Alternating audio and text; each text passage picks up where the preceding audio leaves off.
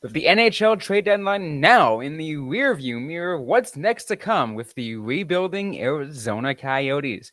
On today's episode of Locked On Coyotes, we will discuss whether or not your favorite Coyote will remain a cornerstone piece in the years to come. You're Locked On Coyotes, your daily podcast on the Arizona Coyotes, part of the Locked On Podcast Network, your team every day.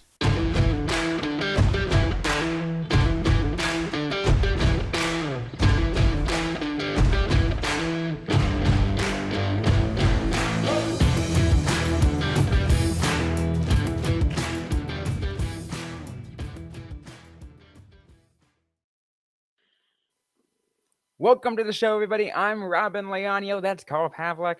On today's episode of Locked On Coyotes, I want to thank everyone for making this show your first listen every day. We are free and available everywhere you get your podcasts. On today, we are talking about the future of this rebuild, Carl, because we just had a trade deadline in which the Coyotes unloaded a lot of assets. A lot of, players that we expected were going to make moves and we're going to be on their way out. And now it's all now in its past. All that's we have to look now is forward for this team. Yep. The season is coming very quickly to an end. Tonight's game, when you're listening, is going to be the 64th of the season, which means only 18 more left. Thankfully, the season is almost over for the Coyotes. And the season is almost over, and the tank is on. You would know with the team, with the players that were unloaded. We talked about a decent amount. The couple players that we missed without an episode were the departure of Nick Bukestad, as well as Nick Ritchie. So them being on their way out as well. It's like, okay, we know what this team is. It's a tanking team, and it's a rebuilding team. And that's what the focus of this episode is, Carl. We're talking about the rebuild. We're talking about, who are going to remain cornerstone pieces, because you can't just start with, a bunch of blocks and all right, let's just build. Yeah. You need cornerstone pieces. That's what this episode is focusing on. Cornerstone pieces, players that you are 100% know you want to build around, want to build a culture around. Yeah, and players who are known quantities. We can talk about players, and we're going to talk about players who are younger. They have certainly an upside, but they're not known. You don't know what you're getting. You need to have that kind of certainty about the future of a player. And of course, anything can change in hockey, happens all the time.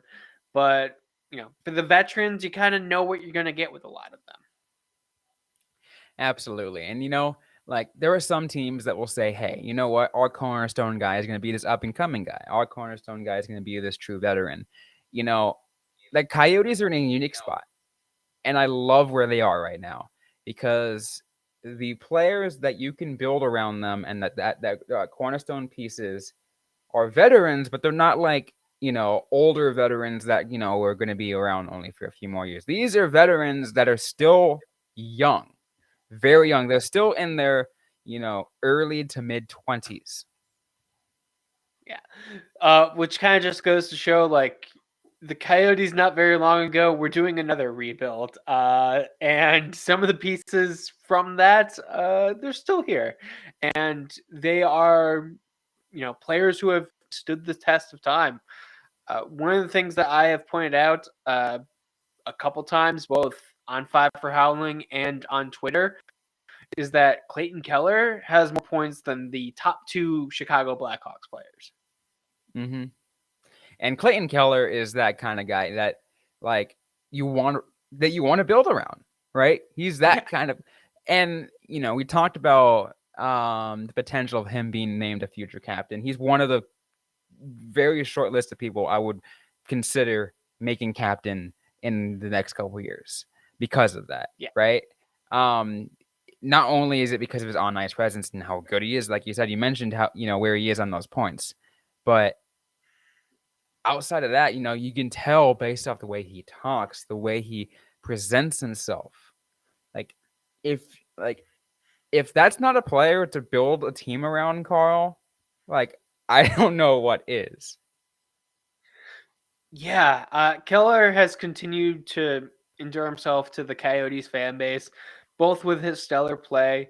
But speaking of presenting himself, the fact that he went to the Tempe City Council and gave a short speech. The Let's three be players real. that were there, he's the one that gave a speech, but the three players that were there. Yeah, yeah. It wasn't the greatest speech, be proclaiming Keller the next Winston Churchill, but it was. It means a lot that he's there, that he is that engaged, that he is willing to go up and say like, "Hey, this is who I am. This is why I think this should happen. This is why I'm excited for it." And also he has 6 more years left on his deal, so it's a good thing that he wants to stick around, seemingly. Yeah, and there are it is good in that he wants to kind of be through it through the long haul because I think he sees it as and I'm glad it's this way and this is the impression I'm getting. He sees it as a challenge, because he wants to be able to, you know, like see this through. He because look at it this way: if he's the kind of guy you're building a team around, and he sees the vision, obviously it does have to require the Clayton Keller buying into the vision of Bill Armstrong, but he sees that and kind of sees what the future is like, and sticking through that, like that's telling. Yeah. I mean, there's definitely benefits if you're Clayton Keller um, to being on a rebuilding team because you know that you're going to be the top guy. Like any support piece that gets added is going to be supplementing you, especially the top end players. You could also tend to control your own destiny a little bit more. Like if we saw this with, I think Oliver Ekman Larson, when he was kind of like the top prospect, top player for the Coyotes, he went out and was like, "Yeah, I want Nick Yarmelson. I want him to be in this blue line." And he was a great fit for the blue line. It was definitely the right call. I think Coyotes fans were happy with Yarmelson's time, but I mean, Keller is also going to have that kind of sway. He is potentially a future captain, and he is a player who I think is going to benefit from a rebuild because in a couple years he's going to be like top line duties with Dylan Gunther, and that should really help his career. And Keller is just one of the players, and he shares similar aspects to other players that we're going to discuss on this episode of Locked On Coyotes. Before we get into any of that, though, I do want to just take a quick break here and get a quick word from our sponsors. And the midway point of the NBA season is here, and now is the perfect time to download FanDuel, America's #1 sportsbook, because new customers get a no-sweat first bet up to $1,000. That's bonus bets back if your first bet doesn't win. Just download the FanDuel Sportsbook app. It's safe, it's secure, it's super easy to use, and you can bet on everything from the money line to point scores to threes drained, everything and everything in between.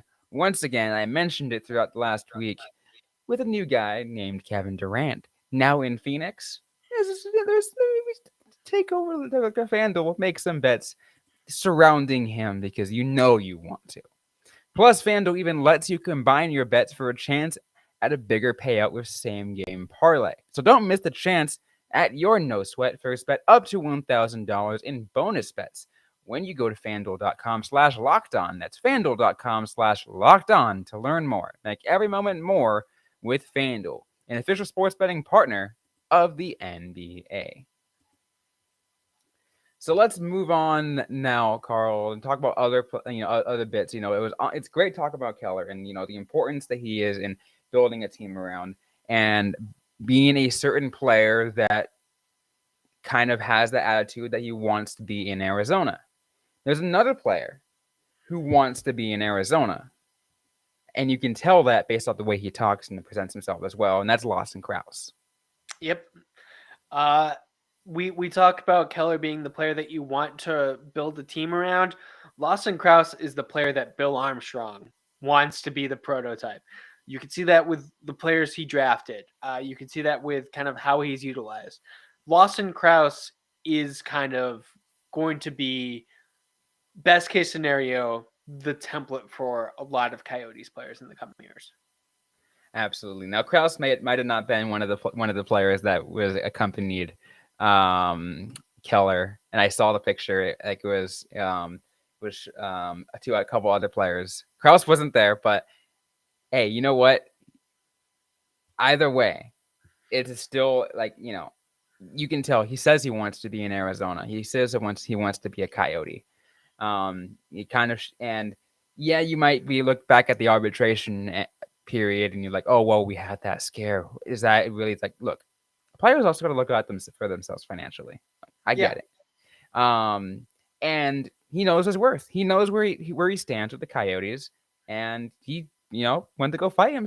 Fight for himself. I applaud him for that.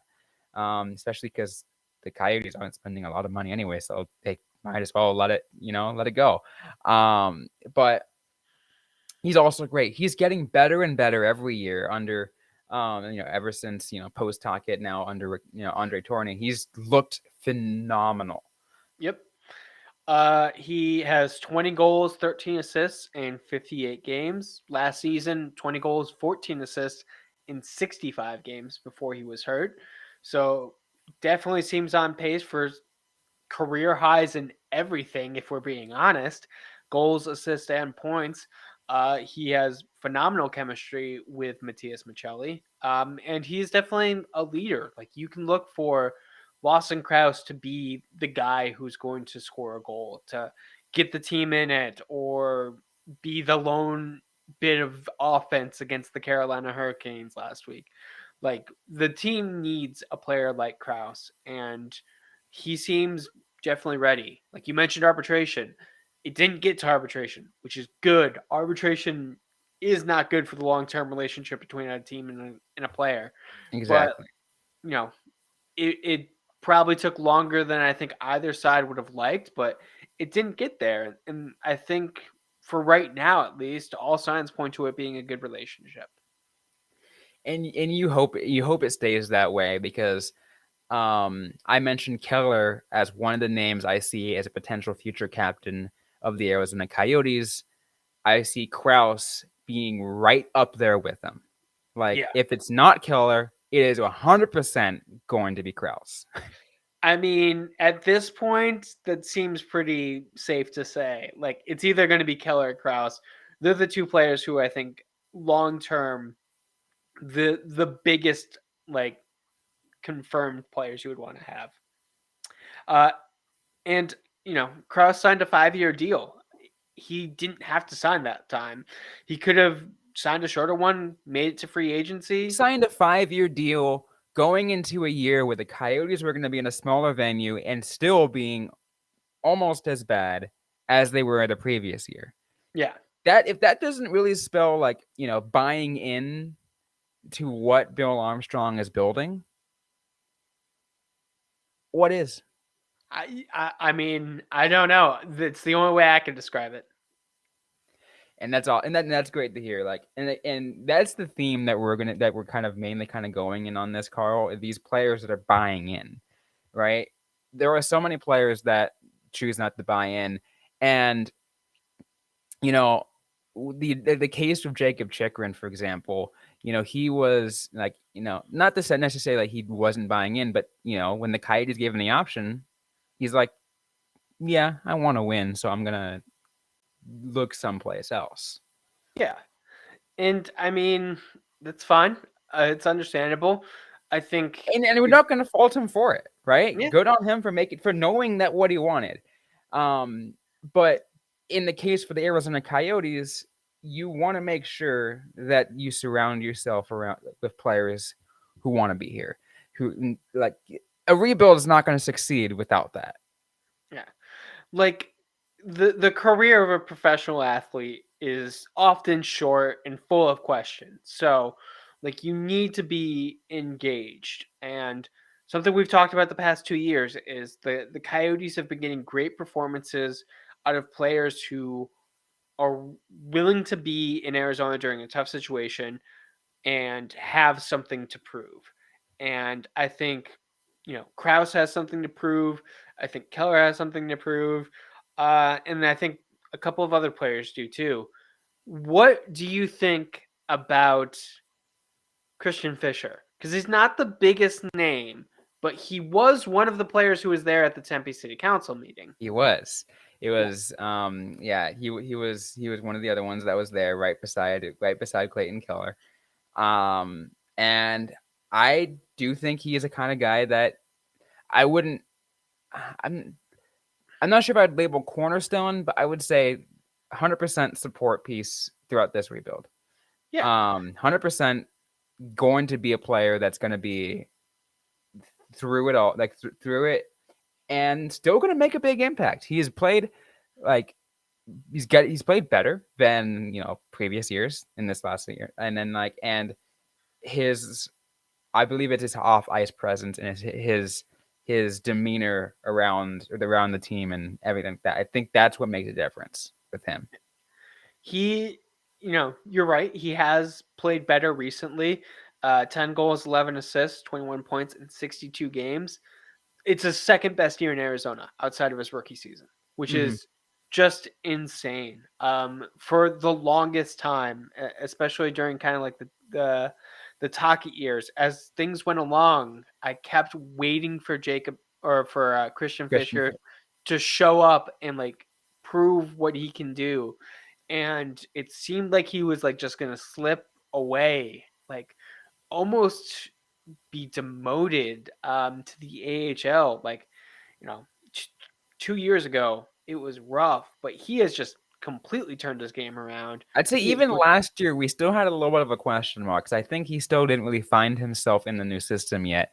But this last year, like this season, he's really come into his own, and he kind of he seems comfortable. yeah. And he is definitely a more veteran guy now. He is 25 years old, which, in the grand scheme of things, is not very old, but he has been in the league for so long. Like, made his start in 2017. Like, that is over 5 years in the NHL. Like, that is definitely, you know, a lot, especially when we're talking about like a lot of prospects coming up, a lot of players from college coming in. Yep. Like, Plus, here's the thing: like we can talk about top line guys, or the top six guys in like Clayton Keller and Lawson Krause any day. But you get a guy who can play those bottom 6 minutes like Christian Fischer and be that veteran to kind of help other younger guys who play down there. That's yeah. what I see him doing. And you really do need, like, especially in today's NHL, like 4 full lines. You can't like skimp out and just have like a giveaway line, because those matchups tend to be important. Like, having a fourth line out there and having like a bottom six who you can trust can make the difference between a win and a loss. 100%. So Christian Fischer is definitely one of those guys. What we're going to do though is we're going to talk a couple more other players. There was one other player that was at the Tempe City Council meeting last June that we still didn't talk about. We'll get to him in just a bit, plus one or two other players who we believe are cornerstone to major support pieces throughout this Arizona Coyotes rebuild in the next couple of years. We'll get to that in just a moment, but first, a quick word from our sponsors. Our next partner has a product that I use literally every day. I started taking AG1 because I wanted to get better gut health, more energy, and an optimized immune system. What I like to do is I like to wake up in the morning, usually work for a little bit, and then about an hour in, go down and get my AG1 to really get that energy going. And the best thing is, it is lifestyle friendly. So whether you eat keto, paleo, vegan, dairy free, gluten free, it's got you covered. It also contains less than 1 gram of sugar and no nasty chemicals or artificial everything, while still tasting good. To make it even easier, Athletic Greens is giving you 1 free year supply of immune supporting vitamin D and 5 free travel packs with your first purchase. All you have to do is visit athleticgreens.com/NHL network. That's athleticgreens.com/NHL network to take ownership of your health and pick up the ultimate daily nutritional insurance. So let's get to a few more players, Carl, and talk about, again, major support pieces and cornerstone pieces for this Arizona Coyotes rebuild. And we've gone through three already without talking about Nick Schmaltz. Now, of course, Schmaltz had that bit just last week. People talking about him potentially being traded. Same thing with Krause. But this was a kind of situation in which, and even Bill Armstrong said it, like, look, they were just listening to offers. Like, they didn't have any attention because, look, Nick Schmaltz is, another player who has literally looked phenomenal since, like, Andre Tourigny's come to town. Yeah. I think for a while there was questions about whether or not Schmaltz would ever be a 20-goal scorer again. And he has done that. He has 19 goals this season, seems poised for his second straight 20-goal year, and only the third of his career, which is just kind of astonishing. Also, I cannot think of a player who plays better with Clayton Keller than Nick Schmaltz. Yeah, that duo right there, like, throughout the rebuild, if you're gonna have a top line, like, you could put whoever you want in center. You just have those two on the wing, and like they have phenomenal chemistry. Yeah. And, kind of like we talked about with Clayton Keller, like you want to keep your top high offense guy happy. And until the team gets someone who can replace Schmaltz, I don't see him going anywhere. Like maybe in a couple years, we have a Keller, Cooley, Gunther line. And, that could be the thing, but that's still a ways off. I mean, even then, like you do like a Keller, Cooley, Schmaltz line, and have Gunther on the wing on the second, and in the second line, in second pair, maybe alongside Krause. Yeah. Like, I mean, it could work. Like there's plenty of opportunity. I think especially the fact that he is less called upon to be doing center duties. I know. we were talking about this a couple years ago under Talkit. We're like, there's an issue when Nick Schmaltz is your number one center. Yeah. Now we no longer have to talk about that because he's not playing center. Yeah. Also, again, let's be real. Nobody was a high offense player under Talkit. No, just wasn't the case. There are definitely potential hurdles with Schmaltz. He does tend to get injured quite a bit. Mm-hmm. It's a question about whether or not that's going to continue. He just took a puck to the jaw and didn't miss a game, so I think that's maybe a good indicator. Although, as I said, I don't think you could really blame a guy for being out after taking a puck to the jaw. Yeah. There's a reason why in rec hockey here we wear full cages. Yeah. We're not taking that risk. Yeah. But yeah. But either way, Schmaltz will, of course, being the third player of the three that were at the Tempe City Council meeting last June. Which, I mean, the fact that Keller was there, of course Schmaltz was going to be there. It's a brother relationship. They just, they do everything. They're attached to the hip like that. Yeah. I just like maybe one more year with Barrett Hayton for a full season, a year with Cooley like centering them. Like I do think that there is like a next level that they can go to, but for right now, I think you just can't mess with that chemistry. I also would love to see this kind of like side note, just a really quick side note. I would love to see like some kind of like Coyotes media piece that like like a little like mini short like short film or short like clip or whatever that just displays the brotherhood of, with Keller and Schmaltz. Yeah. I that is like two players who I wonder like what they're like off ice. Do they hang out, or are they like Penn and Teller who are just like, yeah, we work together, we work really good together, but we don't talk outside of work. Yeah, I mean, wouldn't that be cool to know? Because like how they work on the ice. You gotta understand. We gotta kind of like would love to see what they are off the ice. But 100% Schmaltz been looking phenomenal. Would love to see him, continue to don an A on that on his sweater and be a part of this Coyotes team at least through the these next couple years of the rebuild, if not longer. Yeah. Like I said, until you find someone who plays better with Clayton Keller, you shouldn't think about giving up Nick Schmaltz. Exactly, because that could break down the rebuild right there. Yep, definitely. Final, do you have any final ones, or do you think?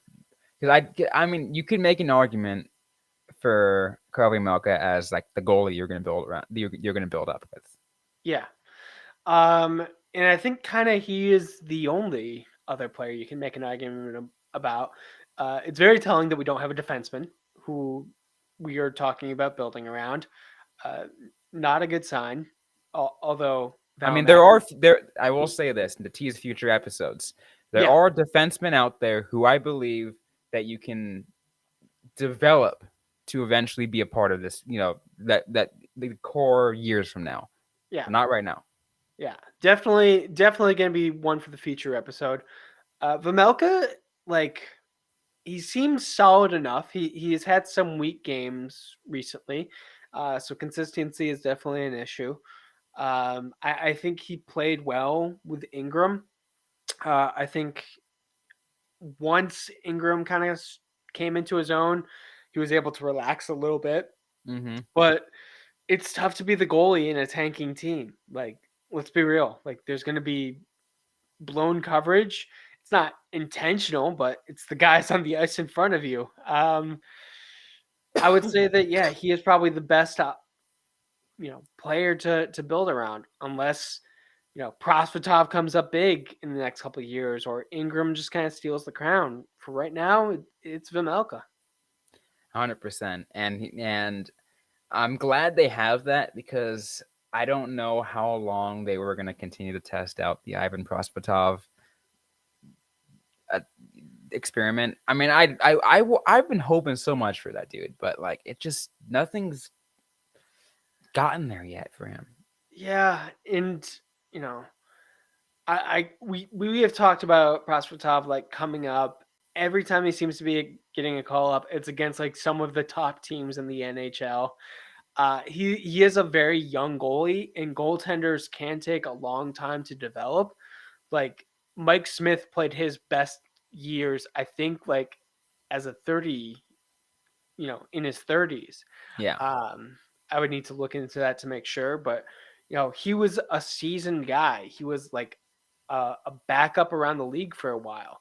We've kind of seen that with some of the other players, like you know, forwards hit soon, defensemen hit a little bit later, goaltenders hit a lot later.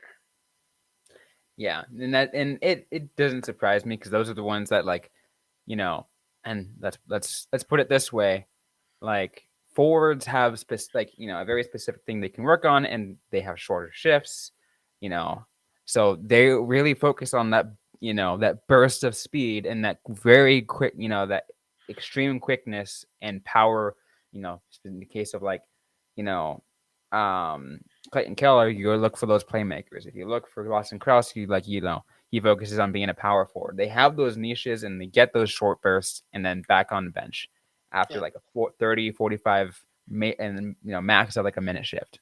And then like, I mean, because that's like what they do is still taxing, but they have a little bit less to kind of need to crazy focus on than the others. yeah. Goaltenders are just a different breed. I don't know what to say. They're just weird. Yeah, yes, they are. Uh, do you have any final thoughts about what we talked about before we close on this one? I think it's all things considered a good solid core that the Coyotes have. There are some questions when they acquired another dead contract if it was going to lead to trading Kraus or Schmaltz, but it seems like they are here to stay, and I think that's the right call. Absolutely. We named 5 solid players that this Coyotes team is building up around. And we'd hope to see them continue to stick together as much as they could throughout the next 3-4 years, maybe even longer past this rebuild, because it's going to be a long one. You want people to be excited, and you want people to have a really good experience watching Coyotes hockey. Absolutely.